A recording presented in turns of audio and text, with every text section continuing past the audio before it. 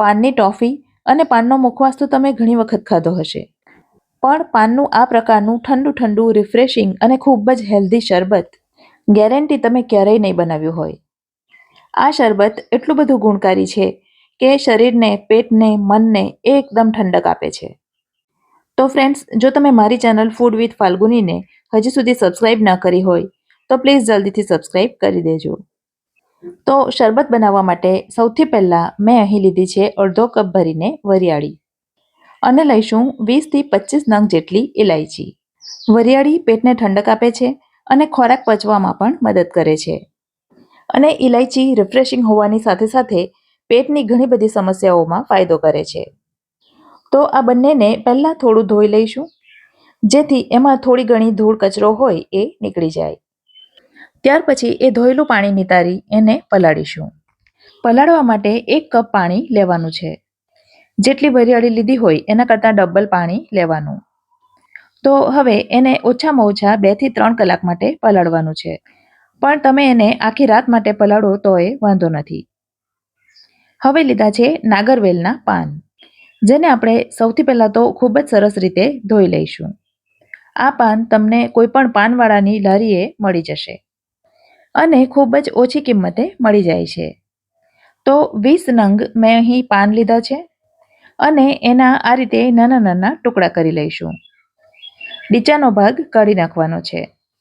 તો આ રીતે બધા પાનના ટુકડા થઈ ગયા પછી હવે એને એક મિક્સરના જારમાં લઈ લઈશું અને પહેલાં થોડું લગભગ 3 ટેબલસ્પૂન જેટલું પાણી ઉમેરીશું અને એકદમ બારીક ક્રશ કરી લઈશું. જરૂર પડે તો બીજું પાણી ઉમેરીશું. એમાં 1 સામટું વધારે પડતું પાણી નથી ઉમેરવાનું. તો ફરીથી મેં 3 ટેબલસ્પૂન જેટલું પાણી ઉમેર્યું છે અને આ પ્રકારની એકદમ બારીક પેસ્ટ તૈયાર થઈ ગઈ છે. હવે આ પાનના ક્રશમાં જ ઉમેરીશું અડધો કપ ભરીને ગુલકંદ. ગુલકંદ પણ શરીરને ખૂબ જ ઠંડક આપે છે અને પાન સાથે એનું કોમ્બિનેશન એકદમ પરફેક્ટ છે. તો પાન સાથે ફરીથી એને મિક્સરમાં ચલાવી લઈશું અને શક્ય હોય એટલી એકદમ બારીક પેસ્ટ બનાવી લઈશું. હવે અહીં મેં એક પેન લઈ લીધું છે અને એમાં ક્રશ કરેલા પાન અને ગુલકંદનું મિશ્રણ લઈ લઈશું. મિક્સરમાં 5 કપ જેટલું પાણી ઉમેરી મિક્સરને ધોઈ એ પાણી પણ અંદર ઉમેરી દઈશું. આ તરફ વરિયાળી અને ઇલાયચી પણ એકદમ સરસ રીતે પલળી ગયા છે. ઇલાયચી તમે જોઈ શકો છો એકદમ સરસ રીતે ફૂલી ગઈ છે અને વરિયાળી પણ સરસ ફૂલી ગઈ છે. તો હવે એને પાણી સહિત મિક્સરના જારમાં લઈ લઈશું અને એકદમ સરસ રીતે ક્રશ કરી લઈશું. એક વખત સરસ ક્રશ થઈ જાય ત્યાર પછી એમાં પાણી ઉમેરીશું. તો અડધો કપ પાણી હવે મેં અંદર ઉમેર્યું છે. જો પહેલેથી જ આપણે એને વધારે પાણી ઉમેરીને ચલાવીશું તો એ એકદમ બરાબર ક્રશ નહીં થાય. માટે થોડું ક્રશ થાય ત્યાર પછી એમાં બાકીનું પાણી ઉમેરવાનું. હવે આ વરિયાળી ઇલાયચીની પેસ્ટને પણ પેનમાં લઈ લઈશું. આ શરબતનું પ્રેમિક્સ ફ્રેન્ડ્સ એકવાર બનાવીને ફ્રિજમાં મહિનાઓ સુધી સ્ટોર કરી શકાય છે અને સિરપ તૈયાર થઈ જાય પછી માત્ર 1 જ મિનિટમાં શરબત તૈયાર થઈ જાય છે. હવે આ પેનને ગેસ ઉપર લઈ લઈશું અને પહેલાં તો એને સરસ રીતે ઉકળવા દઈશું. અંદર ચમચો ચલાવતા રહેવાનો જેથી એ નીચેથી ચોંટી ન જાય. અને આ પ્રકારના બબલ્સ આવવા માંડે એટલે હવે એમાં મીઠાશ ઉમેરીશું. મીઠાશ માટે મેં અહીં લીધી છે ખડી સાકર, કારણ કે સાકર ખૂબ જ ગુણકારી હોય છે અને સાકરનો આ પ્રકારે ખલદસ્તામાં થોડો ભૂકો કરી લીધો છે.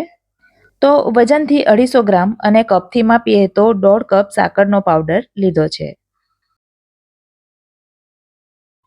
હવે સાકર પીગળે અને ત્યાર પછી પણ થોડીવાર માટે એને ચલાવવાનું છે.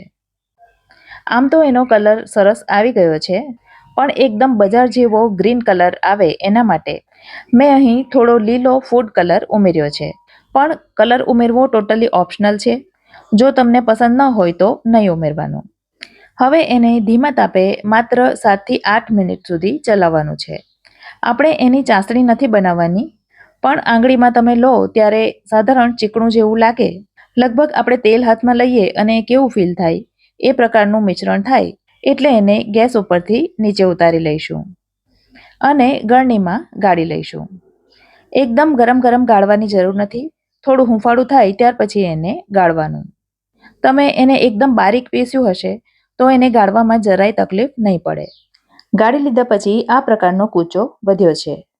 એને ફેંકવા કરતાં એમાં પાણી ઉમેરીને એમાંથી પણ તમે થોડું શરબત બનાવી શકો. તો આ પ્રકારનું સિરપ તૈયાર થઈ ગયું છે. હવે તમે એને કાચની બોટલમાં ભરી ફ્રીજમાં મૂકી દો તો એ મહિનાઓ સુધી ખરાબ નથી થતું. ચાલો તો ફટાફટથી જોઈ લઈએ કે આ શરબત બનાવવું કઈ રીતે. તમે એને પાણીમાં પણ બનાવી શકો છો, પણ મેં અહીં લીધું છે 1/2 લીટર જેટલું એકદમ ચિલ્ડ દૂધ. અને જે સિરપ બનાવ્યું છે એમાંથી 1 ચમચો ભરીને સિરપ, લગભગ 4 ટેબલસ્પૂન જેટલું સિરપ દૂધમાં ઉમેરીશું.